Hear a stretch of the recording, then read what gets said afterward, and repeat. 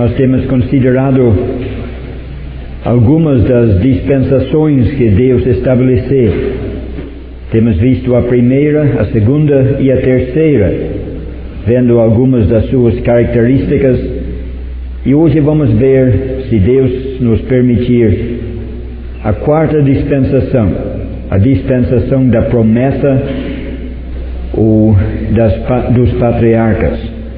Para isso vamos ler algumas passagens, começando em Gênesis, capítulo 12. Gênesis e o capítulo 12. Mais uma vez, vamos apenas selecionar alguns versículos, não vamos ler a passagem toda. Capítulo 12, versículo 1. Ora, o Senhor disse a Abraão: sai-te da tua terra e da tua parentela e da casa de teu pai para a terra que eu te mostrarei, e far-te-ei uma grande nação, abençoar-te-ei e engrandecerei o teu nome, e tu serás uma bênção, e abençoarei os que te abençoarem, e amaldiçoarei os que te amaldiçoarem, e em ti serão benditas todas as famílias da terra. Capítulo 13, versículo 14. E disse o Senhor a Abraão, depois que Ló se apartou dele: levanta agora os teus olhos e olha desde o lugar onde estás para a banda do norte e do sul e do oriente e do ocidente, porque toda esta terra que vês te hei de dar a ti e a tua semente para sempre, e farei a tua semente como o pó da terra, de maneira que se alguém puder contar o pó da terra, também a tua semente será contada. Levanta-te, percorre essa terra no seu comprimento e na sua largura, porque a ti a darei. E Abraão armou as suas tendas e veio e habitou nos carvalhais de Manre, que estão junto a Hebrom, e edificou ali um altar ao Senhor. Vamos agora para Ezequiel. 2 versículos em Ezequiel, capítulo 20. A profecia de Ezequiel, capítulo 20. E vamos ler o versículo 7.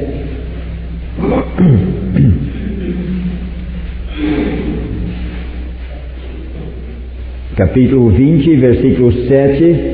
Então lhes disse: cada um lance de si as abominações dos seus olhos, e não vos contamineis com os ídolos do Egito. Eu sou o Senhor vosso Deus. Mas rebelaram-se contra mim, e não me quiseram ouvir.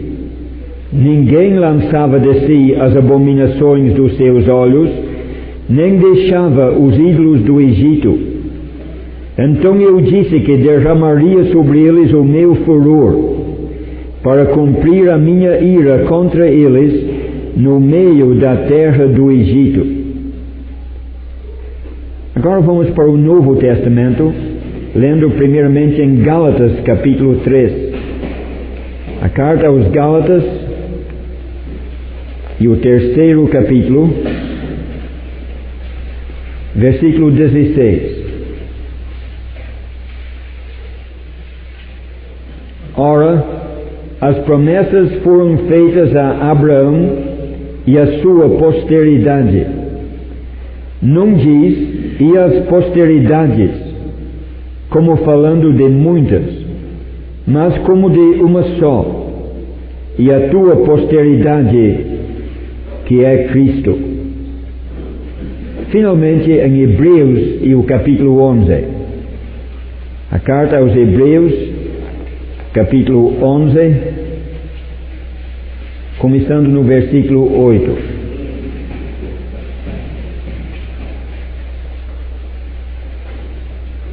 Pela fé, Abraão, sendo chamado, obedeceu, indo para um lugar que havia de receber por herança, e saiu sem saber para onde ia.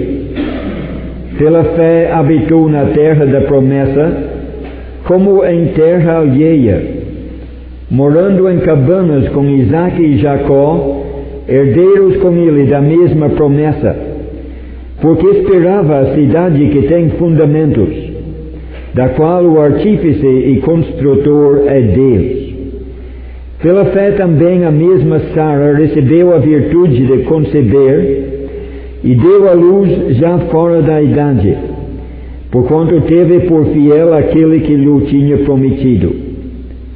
Pelo que também de um, e esse já amortecido, descenderam tantos em multidão como as estrelas do céu e como a areia inumerável que está na praia do mar.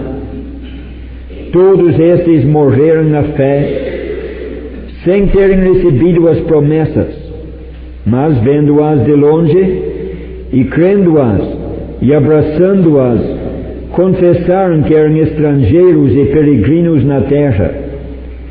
Porque os que isto dizem claramente mostram que buscam uma pátria.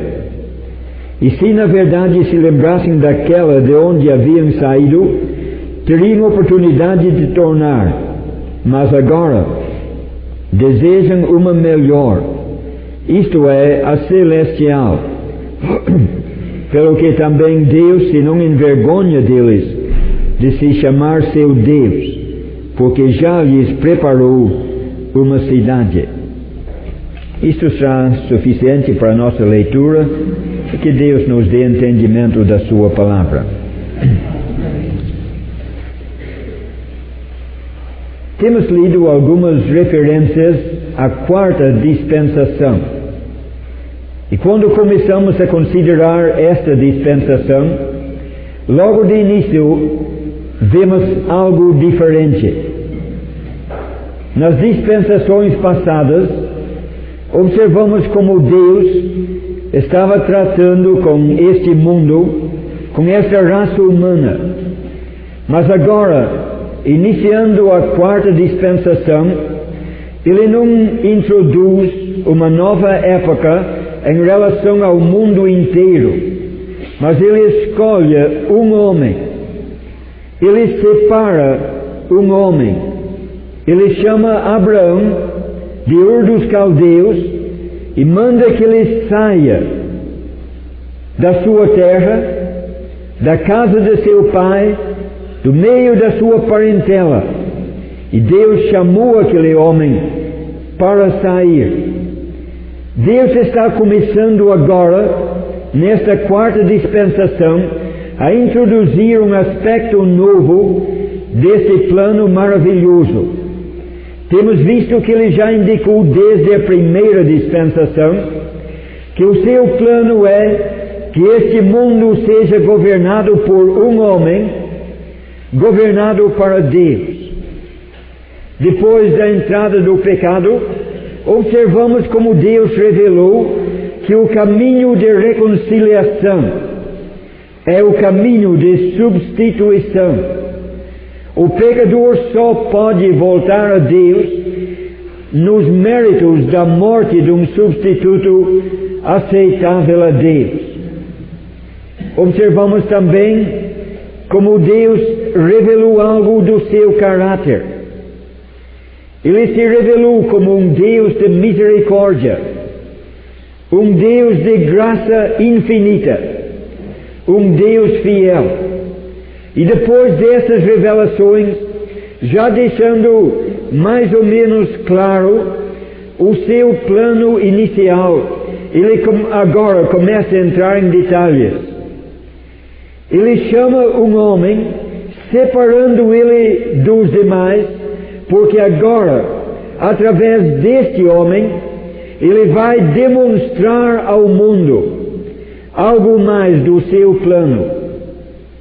Ele está começando a mostrar que, apesar da grandeza do seu plano, apesar da grandeza da sua graça, nem todos vão desfrutar desta maravilha.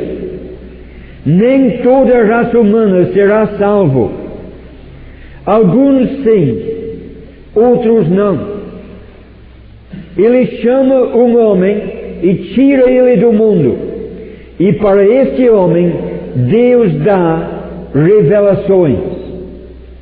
As revelações nessa dispensação realmente são promessas. E Ele dá muitas promessas a Abraão, e é por essa razão que chamamos essa dispensação de a dispensação da promessa. E essas promessas foram dadas a Abraão e aos seus filhos Isaque e Jacó, e por esta razão alguns chamam essa dispensação de a dispensação dos patriarcas. Não importa o nome que dá, seja a dispensação da promessa, porque inclui grandes promessas, ou seja a dispensação dos patriarcas, porque as promessas foram dadas aos patriarcas. É uma dispensação maravilhosa que revela algo importante do propósito de Deus. Não vamos entrar em todas as promessas, mas eu quero destacar 3. Quando Abraão foi chamado, Deus prometeu fazer dele uma grande nação. Uma nação. Deus prometeu no capítulo 13 dar-lhe uma terra rica e grande, desde o rio do Egito até o grande rio, o rio Eufrates. Além de tudo isto, Deus prometeu um descendente. E se você ler as passagens em Gênesis, você vai ler a respeito dessa descendência e vai pensar que ele está falando da descendência natural. Com a luz do Novo Testamento, você vai ver referências a uma descendência espiritual. Mas ainda há um terceiro aspecto, conforme lemos em Gálatas capítulo 3. O Espírito Santo, em Gálatas 3,16, cita o livro de Gênesis, dizendo que Deus disse a tua posteridade, ou o teu descendente.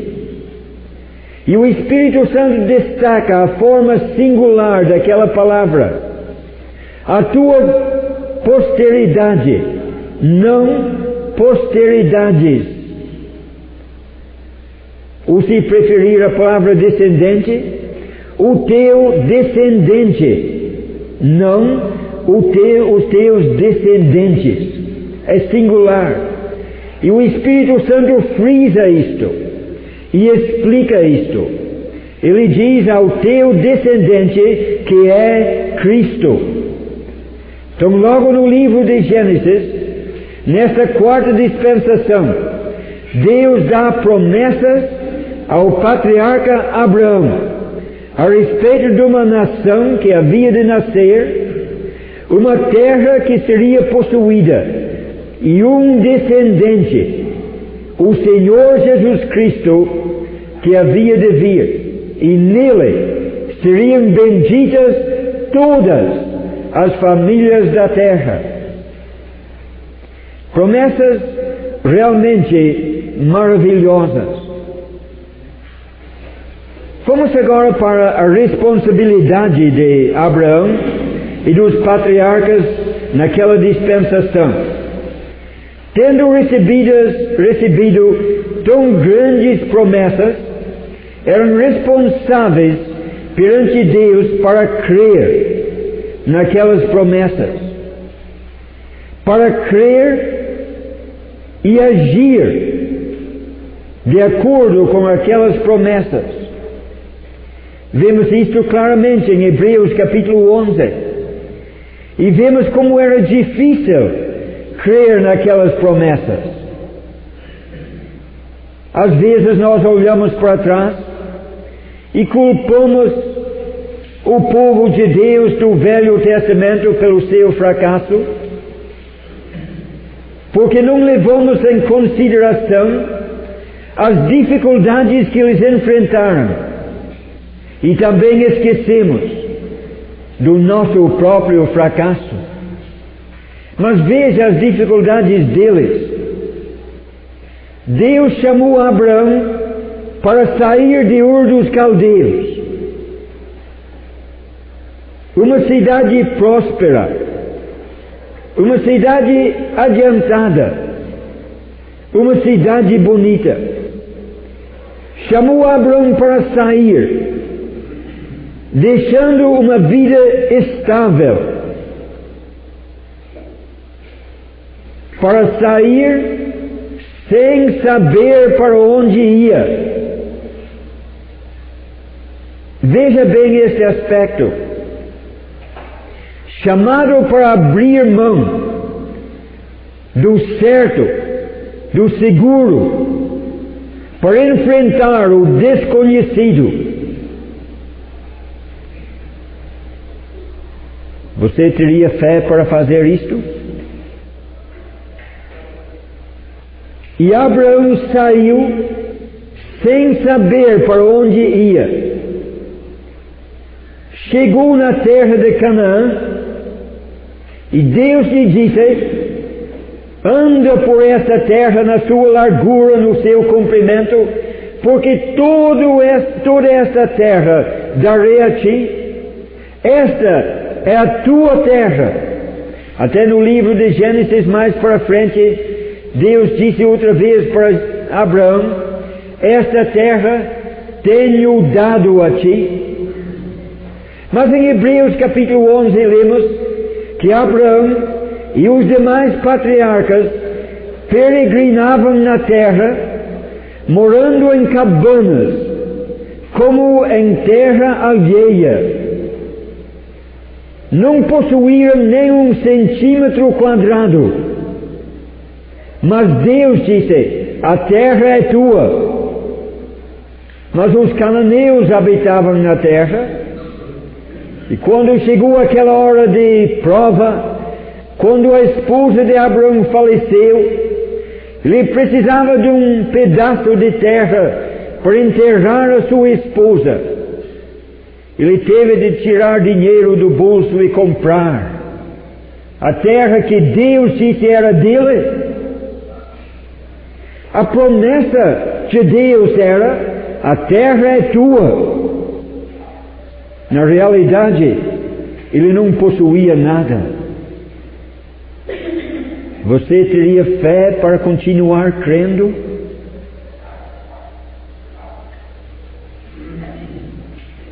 Abraão, Isaque e Jacó peregrinavam na terra.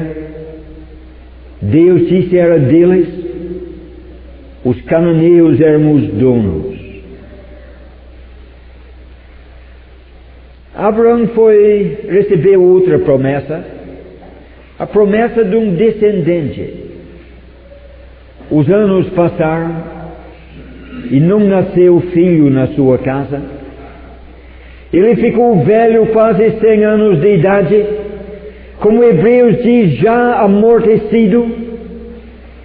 E a sua esposa Sara passou da idade de dar à luz, e a promessa não foi cumprida. Você teria fé para continuar crendo?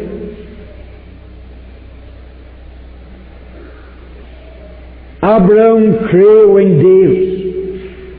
Isso lhe foi imputado por justiça.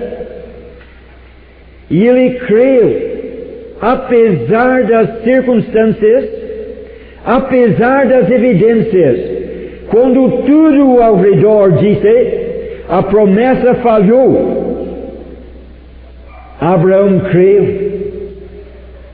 E não apenas Abraão, mas Isaque creu e Jacó creu. Pois lemos em Hebreus capítulo 11 que todos estes morreram na fé, sem terem recebido a promessa.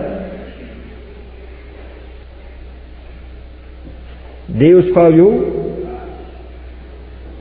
prometeu, eles viveram esperando, eles morreram sem receber. Deus falhou de forma alguma. A promessa será cumprida.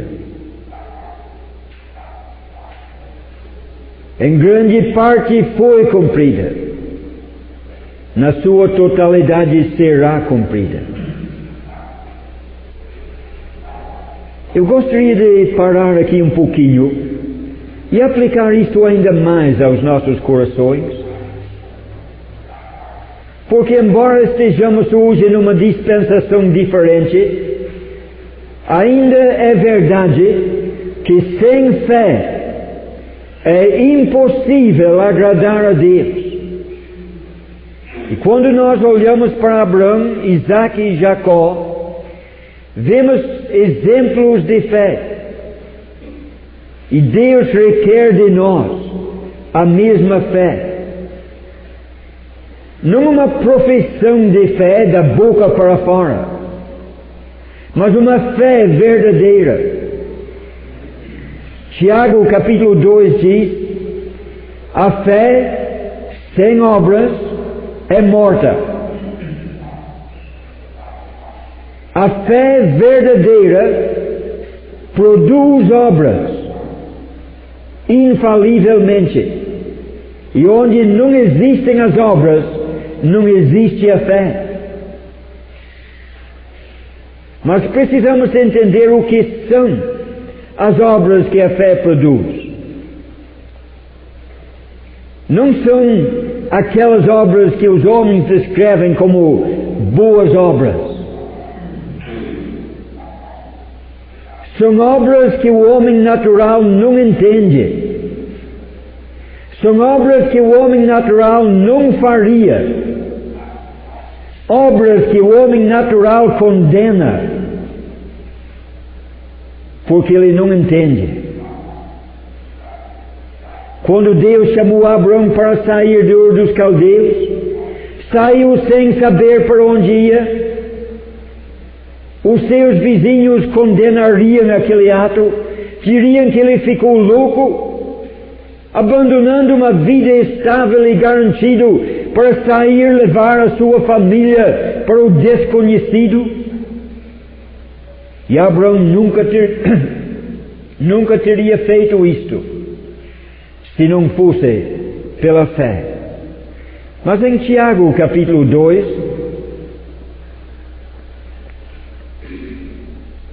onde lemos das obras da fé,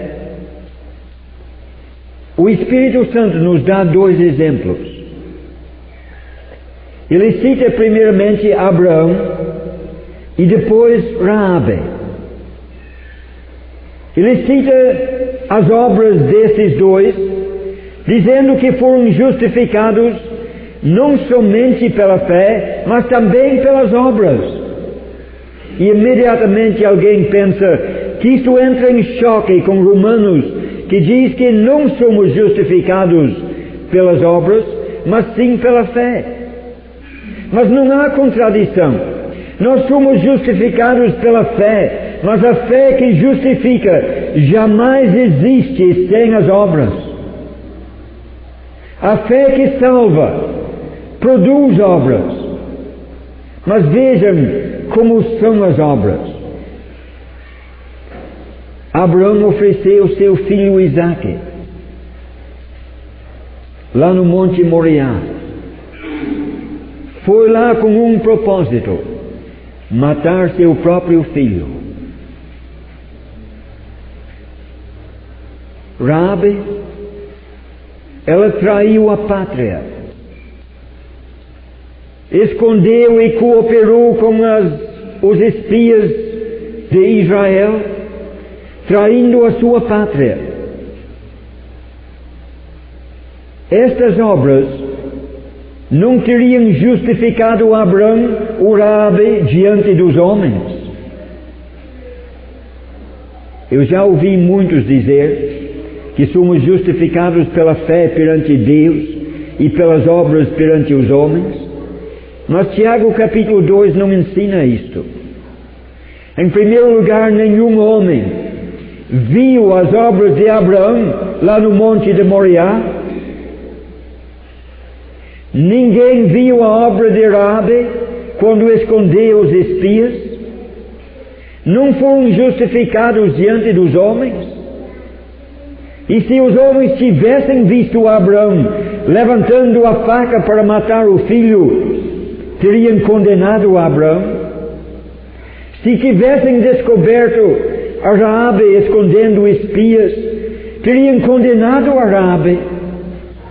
Mas Abraão agiu assim porque Deus falou. Raabe agiu daquela forma porque ouviu a palavra de Deus.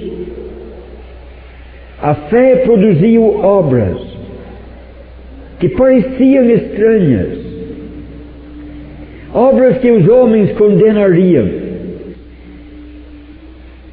obras que só a fé pode apreciar.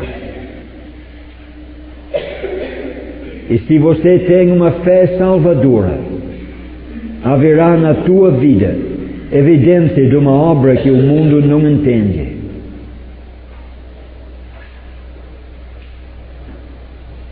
Eu lembro pouco tempo depois da minha conversão, um ex-colega me encontrou na rua e ele disse: a nossa amizade acabou. Falei: por quê? Disse: não te entendo mais. Você não é o velho Ronaldo. Eu fui embora preocupado, até que lembrei desta passagem da Bíblia.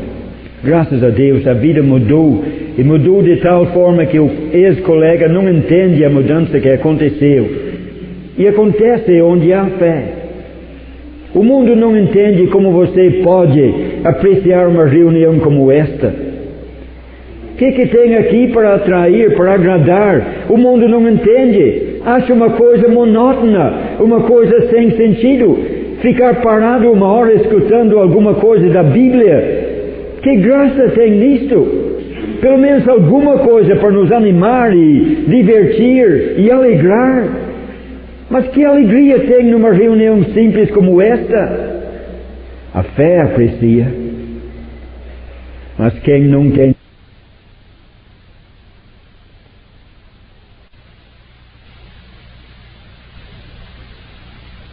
oração, ficar uma meia hora de joelhos orando, mas o que você vê nisto?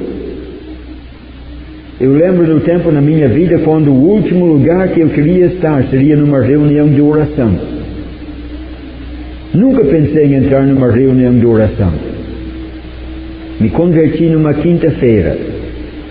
Fiquei sabendo que na sexta-feira à noite há uma reunião de oração em tal lugar. Ninguém me convidou. Fui um dos primeiros a chegar na porta esperando a porta abrir. São essas mudanças que a fé produz. Muda os desejos. Nós precisamos correr mais um pouco. Vamos pensar um pouco agora no relacionamento que existia entre Deus e Abraão naquele tempo. É muito precioso. Quando nós chegamos no livro de Crônicas, capítulo 20 e o versículo 7, vemos o rei Josafá orando a Deus. E aquele rei entrando na presença de Deus, ele fala com Deus, dizendo: Abraão é teu amigo. Só essas palavras que quero destacar. Aquele rei Josafá podia dizer a Deus: ó Deus, Abraão era teu amigo. Um relacionamento tão íntimo. Abraão era amigo de Deus. Josafá sabia disto. O próprio Deus reconheceu isto, pois na profecia de Isaías, Deus disse: Abraão é meu amigo. E séculos depois, no Novo Testamento, Tiago capítulo 2, versículo 23, o Espírito Santo disse: Abraão é o amigo de Deus. E o que significa esta amizade? Eu vou citar um exemplo só. Gênesis capítulo 18, Deus estava para destruir Sodoma e Gomorra, mas Deus não tomou aquele passo sem antes comunicar com Abraão. Ele disse em Gênesis 18: ocultarei eu a Abraão o que faço? Abraão era amigo de Deus, um amigo tão íntimo que Deus lhe revelou os seus propósitos. E meus irmãos, minhas irmãs, você já leu João capítulo 15? João capítulo 15, o Senhor Jesus disse: vós sereis meus amigos.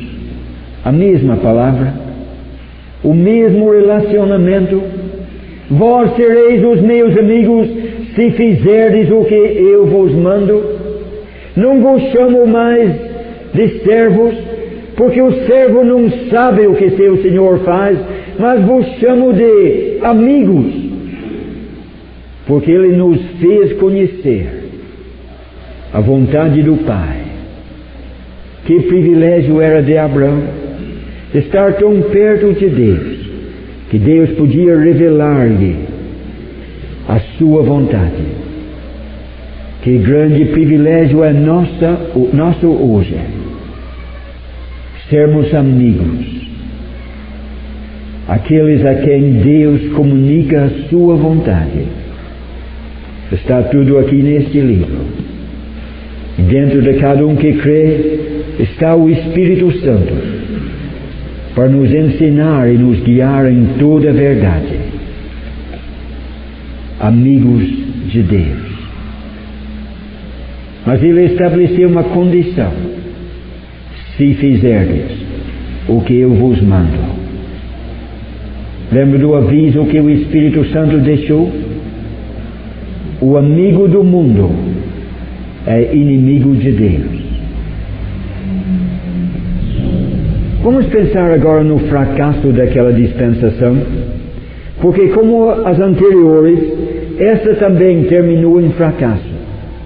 Começou com um homem só, um homem chamado por Deus, um homem que era amigo de Deus, um homem de fé, um homem exemplar.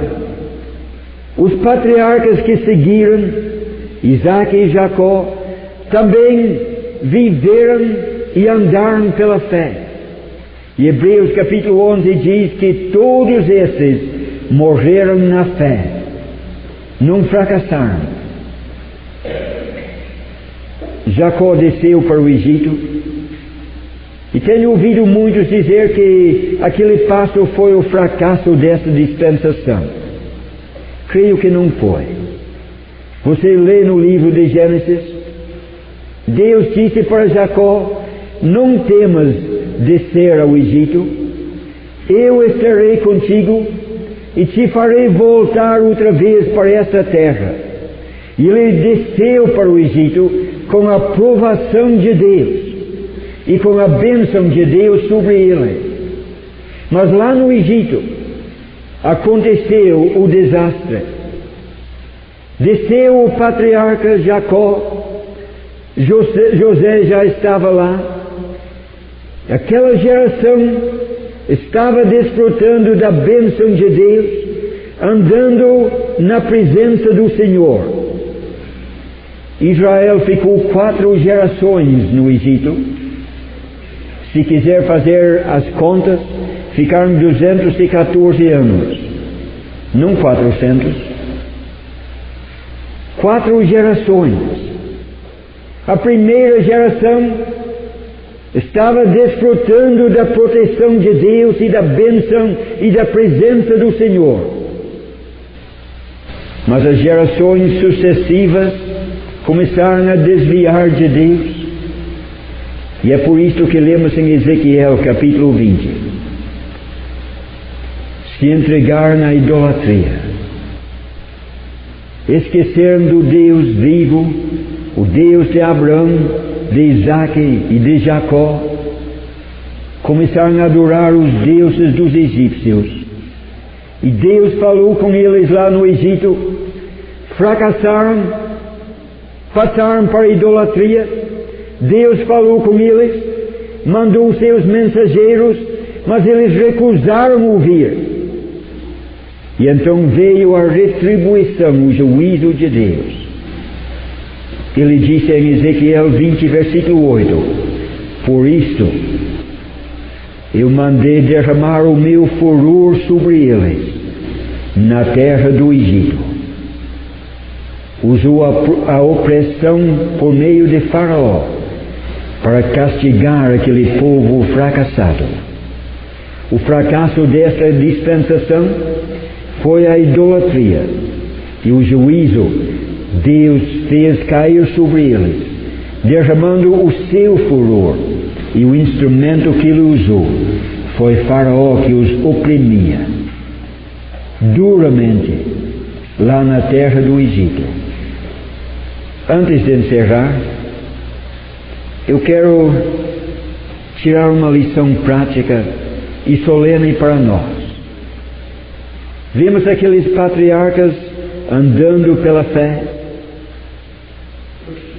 chegando na terra do Egito, ainda seguindo a orientação de Deus. E dentro de 3 gerações,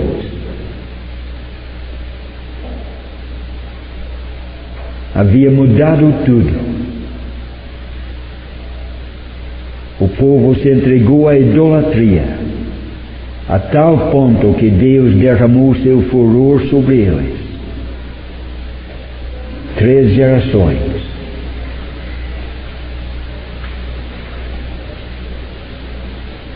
Se nós voltamos um pouco atrás na história,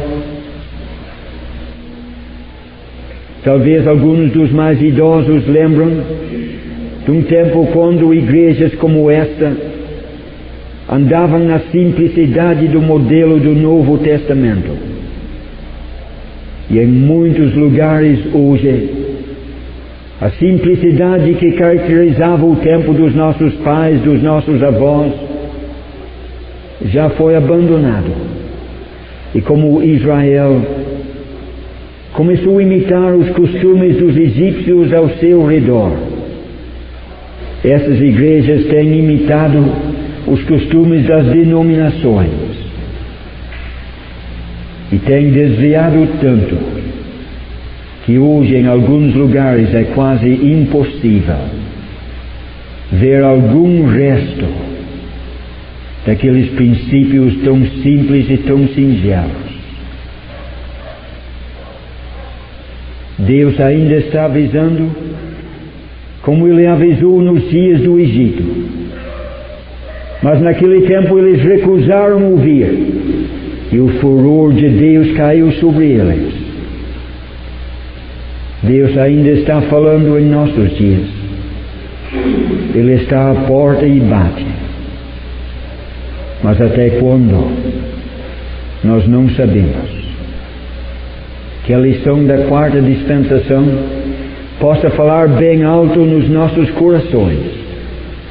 Que nós possamos abrir os nossos ouvidos à voz do Senhor e voltar a praticar a simplicidade do modelo que Ele deixou neste livro, para que Ele possa derramar sobre nós a sua bênção, chuvas de bênção,